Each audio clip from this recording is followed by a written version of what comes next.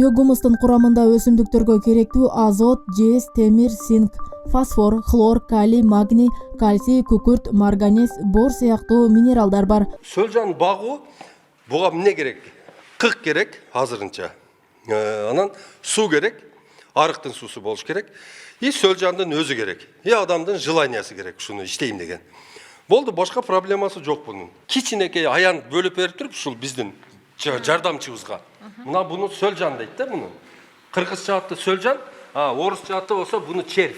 Навозный червь деп коет. Мына ушул кичинекей биздин жардамчыбыз мына Кыргызстандын чөлкөмүндө бизге эң таза продукция жегени бизге жардам бере турган ушул. Кормовой бор бергенде бул ашказанын тазалап алып туруп, кайрадан мурдагыдай шустрый болуп, багындай бизге идееспособный сөлжан болуп чыгып берет экен. Чириген саманды беребиз, анан коробка беребиз. Ошондо дагы кислотность түшөт, ашказанды тазалайт экен. 6-7 айдан бул өзүн актап берет.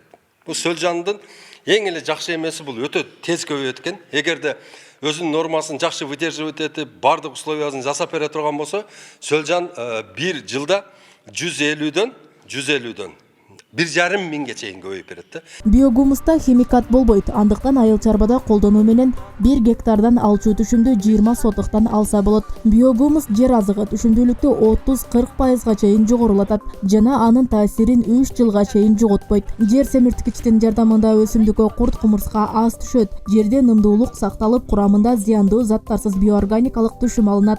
Бул келечекте кандай гана рынок болбосун талапка ылайык мөмө жемиш жашылчаларды өндүрүүгө жардам берет.